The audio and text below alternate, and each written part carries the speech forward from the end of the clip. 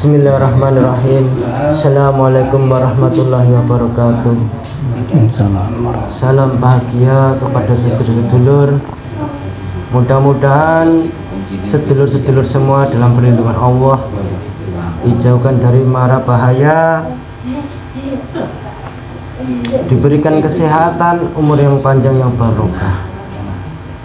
Di kesempatan hari ini mau mengungkap dari sisi gaib bagaimana proses penciptaan manusia yang menjadi khalifah di muka bumi ini. Oleh sebab itu kita tim mau menarik dari sisi gaib untuk menjelaskan tentang semua itu.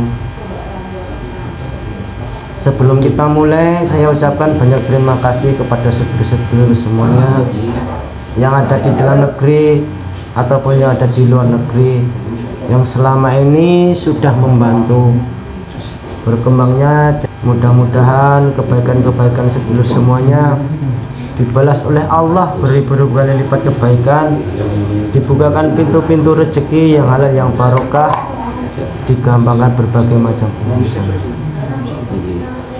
Untuk menyingkat waktu, monggo sedulur kita mulai proses mediumisasinya. Di kesempatan hari ini kita ditemani oleh Bapak Yamroni. Assalamualaikum. Waalaikumsalam warahmatullahi wabarakatuh. Sehat ya Pak nggih? Alhamdulillah. Mohon doanya sedulur, monggo kita mulai proses mediumisasinya. Mudah-mudahan nanti bisa berjalan dengan lancar dan bisa memberikan manfaat. Bismillahirrahmanirrahim.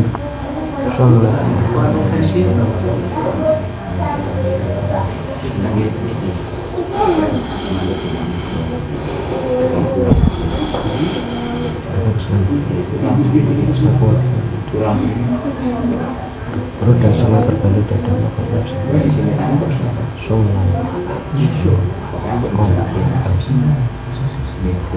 Bismillahirrahmanirrahim. Ya Allah, sesuatu gaib yang bisa menjelaskan tentang proses penciptaan manusia di bumi ini.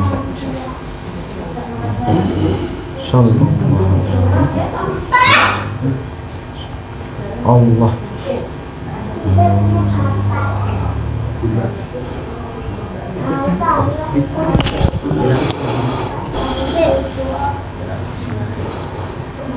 Bismillahirrahmanirrahim. Sesinkron energi yang menyusukan kita suara terbuka bisa berkomunikasi dengan manusia dan dengan Allah yang menyusukan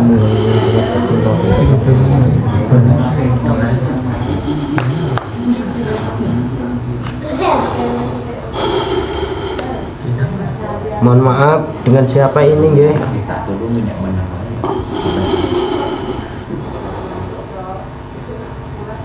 Assalamualaikum warahmatullahi wabarakatuh. Waalaikumsalam warahmatullahi wabarakatuh. Ini dengan siapa ini? Saya golongan roh, Gus. Golongan roh? Iya. Panjenengan dari mana? Dari langit. Dari langit? Panjenengan itu roh manusia atau roh apa? Ya, roh manusia. Dulu pernah hidup di dunia atau memang di mana? Saya hidup di dunia.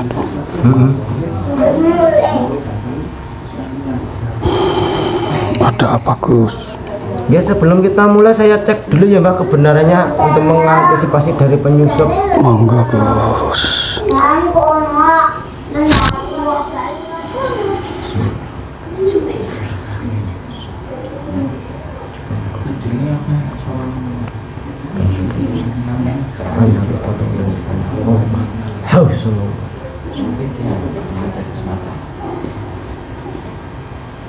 Oke, mohon maaf ya Mbah kalau tanggapan saya kurang sopan. Iya. Kalau boleh tahu panjenengan punya nama enggak? Enggak usah disebutkan, Gus. Enggak usah disebut. Oh, panjenengan berusia berapa tahun? Ratusan ribu tahun. Ribu tahun. Sebelum kita lanjut saya suguhi hidangan ya Mbah ya. Monggo Gus.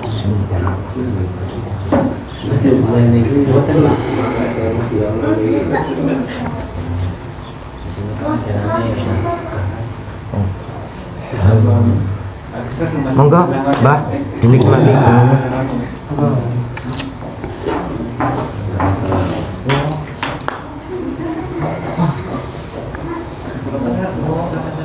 Alhamdulillah. Mohon maaf Mbah kalau saya mengganggu. Ya, Saya mau bertanya Mbah, bagaimana proses terjadinya penciptaan manusia di bumi ini Mbah? ya Gus. Sebelumnya mohon maaf jika nanti mungkin ada perbedaan hal-hal yang tertulis di sejarah manusia saat Suaranya agak keras Mbah. ya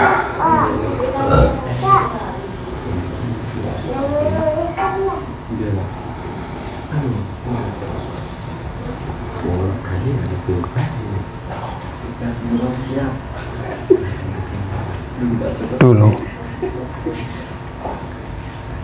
dalam awal penciptaan manusia sebelumnya sudah diberitakan kepada para malaikat dan para iblis dan juga makhluk-makhluk belum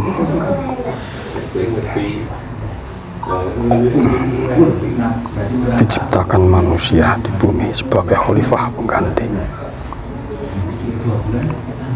bumi ini. Dulu telah dihuni makhluk-makhluk sebelumnya, makhluk-makhluk yang punya energi besar,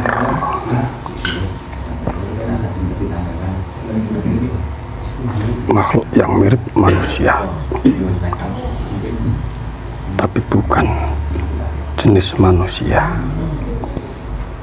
seperti saat ini.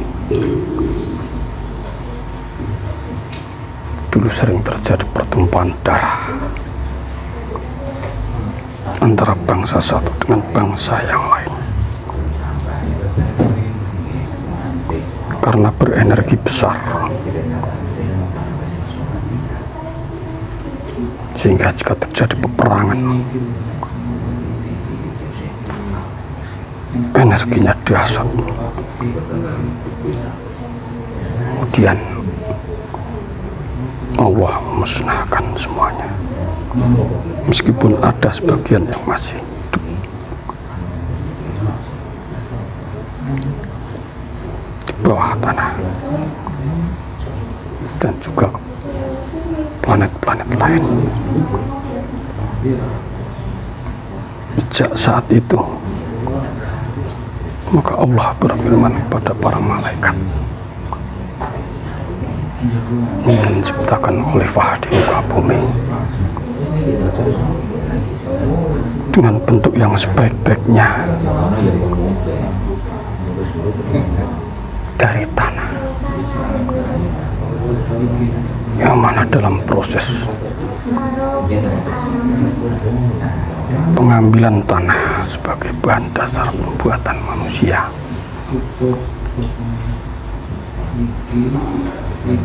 diambil dari intisari tanah dari berbagai jenis tanah warna masing-masing, dan yang sanggup mengambil tanah untuk dijadikan bahan jasad manusia hanyalah malaikat Israel.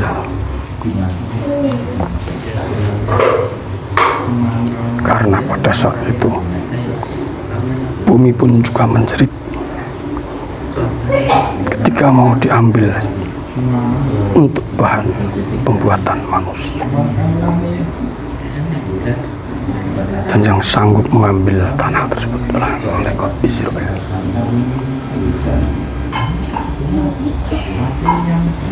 Untuk diciptakan manusia dalam bentuk yang sebaik-baiknya dari unsur yang lengkap, unsur api, unsur tanah, unsur air, dan unsur angin, yang mana manusia ini kelak yang akan menjadi khalifah di muka bumi sebagai pengganti khalifah-khalifah sebelumnya, baik dari bangsa jin maupun bangsa makhluk-makhluk terdahulu.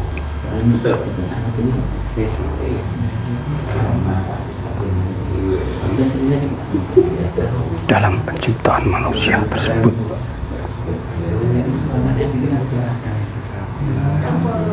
banyak yang menentang maupun protes akan kekhawatiran adanya khalifah di muka bumi. Mungkin pengalaman sebelumnya, makhluk-makhluk yang menghuni di muka bumi sering menumpahkan darah. Namun Allah punya kehendak lain, mengetahui apa yang tidak diketahui makhluknya. Dan ketika sudah terbentuk jasad yang belum diisi ruh, belum ditiupkan ruh, banyak di kalangan malaikat yang bergembira dengan bentuk makhluk yang akan menjadi khalifah di muka bumi. Banyak malaikat yang begitu senangnya dengan bentuk jasad manusia yang paling sempurna di antara makhluk yang lain, unsur yang lengkap, sebagai bentuk dari perwujudan alam semesta ini. Mungkin orang menyebutnya jagat kecil, sebagai bentuk manifestasi dari wujud alam semesta raya ini.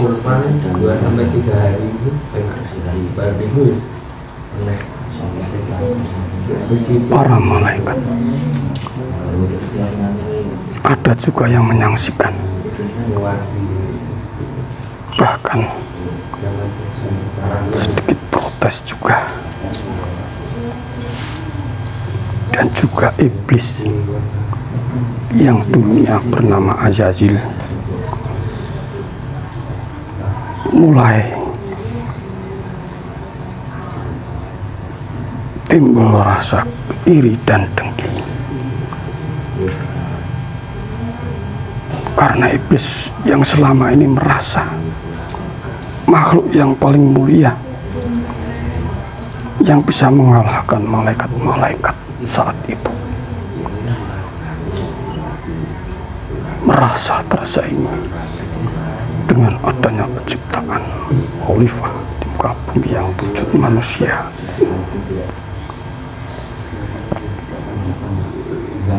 Dan di saat ditiupkan roh manusia terhadap jasad Adam, jadilah makhluk yang sempurna di antara makhluk yang lain.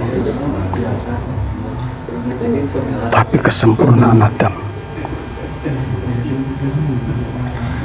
tetap ada sisi kelemahannya, karena yang maha sempurna hanya Allah Subhanahu wa Ta'ala, sebagai perwujudan dari manifestasi alam semesta ini. mungkin orang menyebutnya jagat alit, yang menggambarkan semesta ini, manusia yang terdiri dari bertriliun-triliun sel, sama juga dengan alam semesta ini yang terdiri dari bertriliun-triliun planet. Jika bisa digambarkan, manusia, satu sel manusia sama hanya satu sel planet di semesta ini.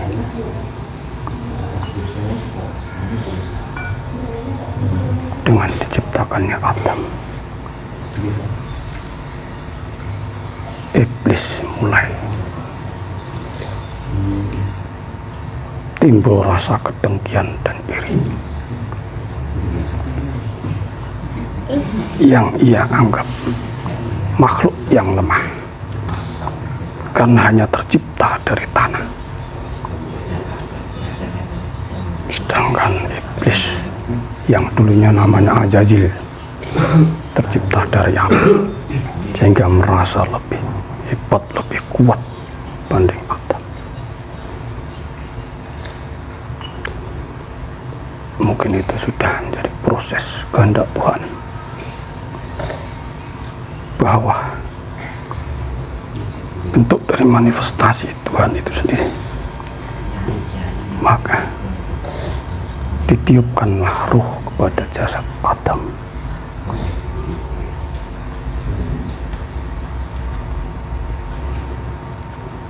Dan dengan berjalannya waktu, terciptalah Adam di dalam satu kesatuan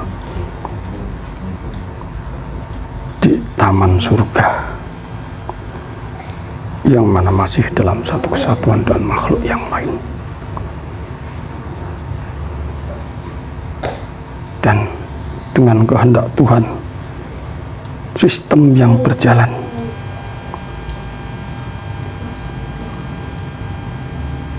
proses turunnya Adam ke muka bumi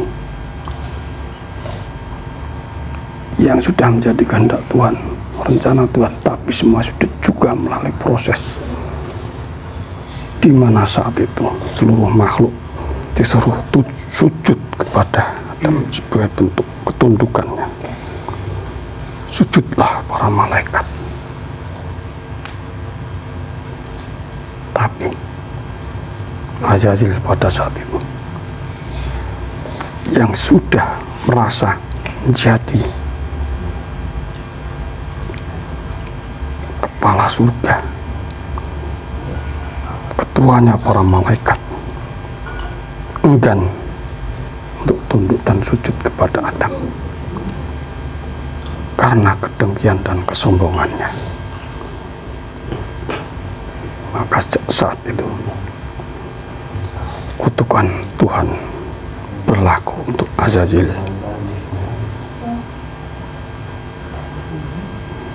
Kalau boleh tahu, Mbah, Iya, Nabi Adam itu diciptakan Allah di dalam surga itu sudah berwujud jasad atau cuma baru ruh, Mbah, kalau di surga itu?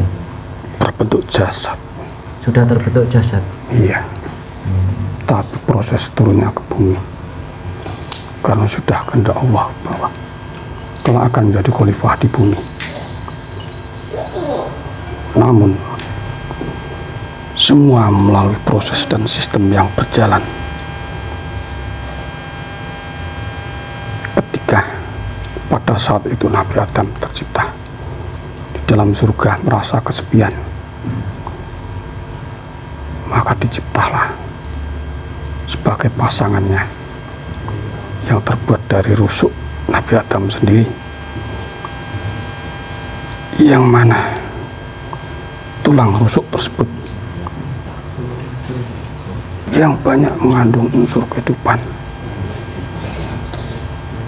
yang banyak mengandung DNA, sehingga diciptakanlah dari tulang rusuk tersebut dimasukkan ke dalam sebuah wadah, kemudian ditetesi dan air dari surga dan uap api neraka. Mungkin itu sebuah penggambaran bahwa kaum Hawa bisa menjadi surganya lelaki, kaum Adam, tapi juga bisa menjadi nerakanya lelaki, kaum Adam, jika kita tidak bisa membimbing dan menempatkan diri secara baik. Yang mana pada saat itu Azazil yang bernama, yang sudah mendapat kutukan karena tidak mau sujud kepada Adam, menggoda lewat beliau Bunda Hawa, sehingga terjadi hal yang kurang patut yang dilakukan Azazil terhadap Hawa, yang mana pada saat itu tidak sepengetahuan beliau Nabi Adam, sehingga tidak terjadilah hal yang, mohon maaf saya tidak sanggup mengatakannya, sehingga merubah buah yang ada di taman surga tersebut menjadi hitam. Maka gemparlah seluruh penduduk surga pada saat itu. Ternyata disebabkan oleh godaan Azazil terhadap Hawa.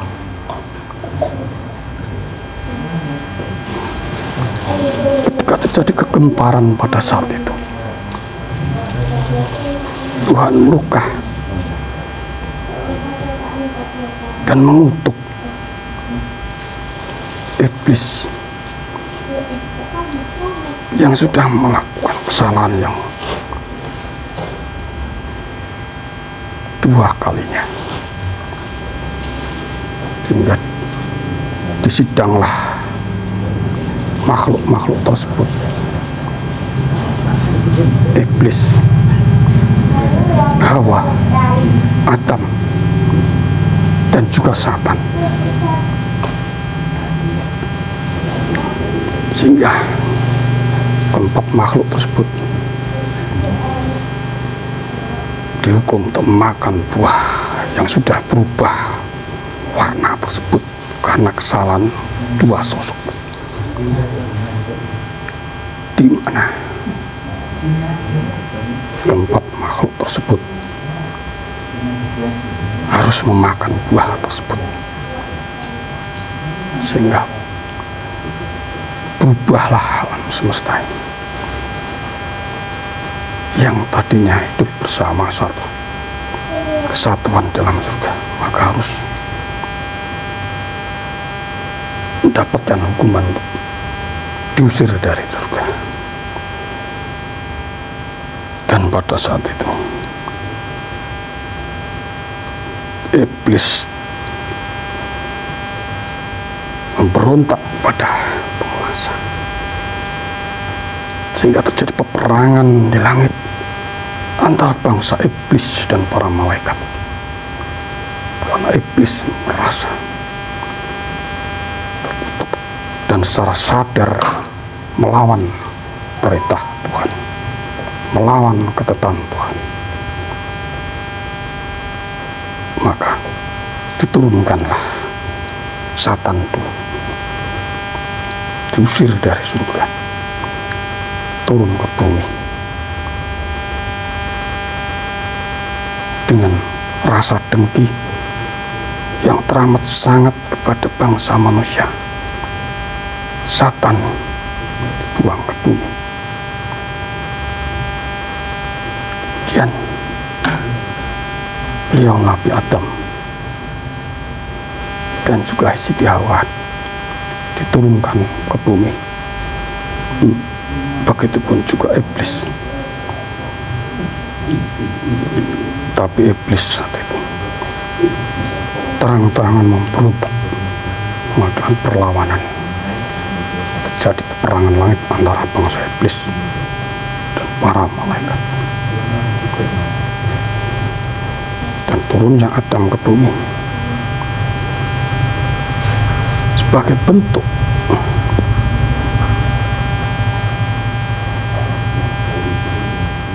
bisa dikatakan sebuah hukuman. Adam diturunkan ke Nusantara, Siti Hawa diturunkan di negeri dia. Masing-masing menjalani kodratnya untuk menjadi manusia di bumi.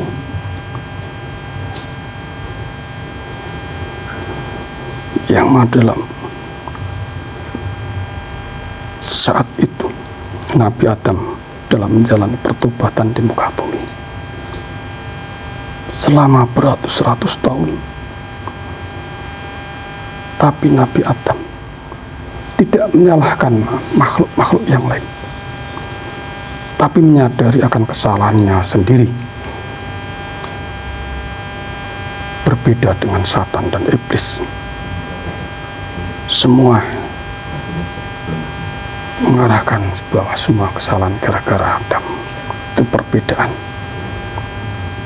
antara makhluk Adam dengan makhluk yang lain. Sehingga dalam menjalani pertobatan di muka bumi selama beratus-ratus tahun, mengalami proses penggemblengan yang luar biasa, sebuah penderitaan yang harus dijalani, yang sebelumnya di surga semua serba ada,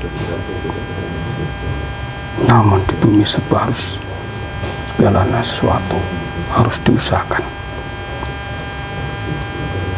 Dalam kesepiannya, Nabi Adam selalu dibimbing oleh malaikat Jibril. Dalam perjalanan waktu yang panjang ratusan tahun, baru bisa ketemu dengan istrinya Jabal Rahmah. Mulai saat itulah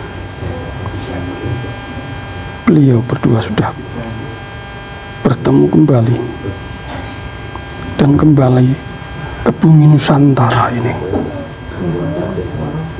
untuk menjalani sebagai manusia. Mungkin seperti itu kehendak Tuhan, seperti halnya Tuhan mau menciptakan khalifah di muka bumi, semua melalui proses dan sistem yang berjalan. Kehendak Tuhan memang begitu, karena memang sebelumnya Tuhan ingin menciptakan khalifah di muka bumi yang dengan proses dan sistem yang berjalan seperti itu.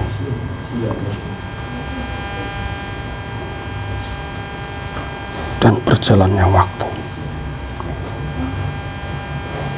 beliau Nabi Adam dan Siti Hawa menjalankan kodrat sebagai manusia beranak pinak untuk mengembangkan keturunannya, yang mana pada saat itu beliau melahirkan pasangan anaknya berpasang-pasang, puluhan pasang.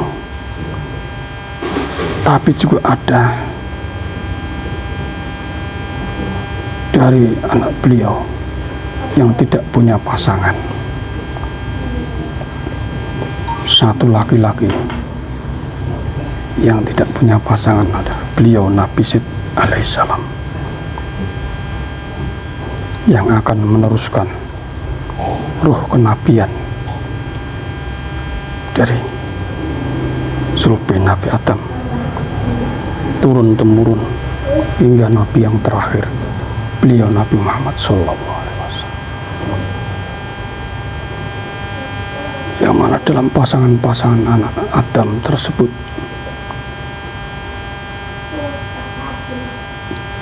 berbeda-beda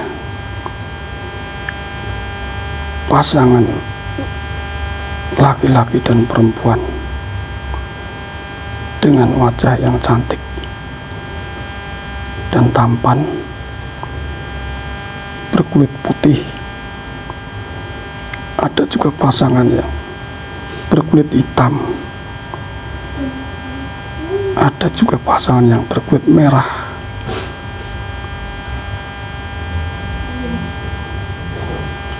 Dan dalam menjalankan perkawinan, beliau Nabi Adam memiliki syariat sendiri dengan cara kawin silang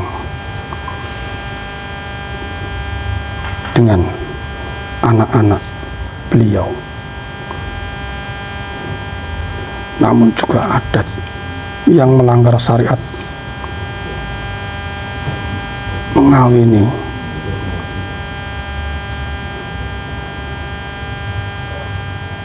pasangan yang sedar dalam satu kandungan, sehingga menimbulkan keturunan yang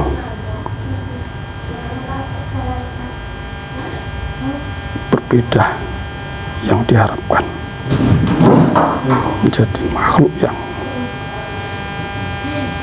menyeramkan. Karena melanggar syariat tersebut. Sebetulnya pasangan Nabi Adam, anak-anak Nabi Adam ini banyak, tapi banyak yang tidak tahu. Mungkin yang diketahui manusianya beberapa, bahkan ada anak-anak Nabi Adam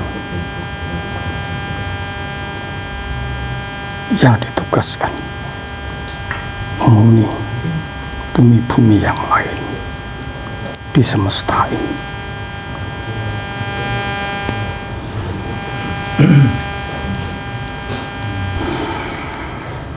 Sudah ya Mbah, terima kasih atas informasinya Mbah.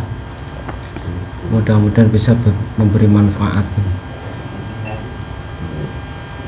Iya. Jangan undur diri Mbah, lanjutkan tugasnya. Iya. Kami jika ada kekurangan kesalahan ya mohon maaf sebesar-besarnya Mbah. Assalamualaikum. Waalaikumsalam.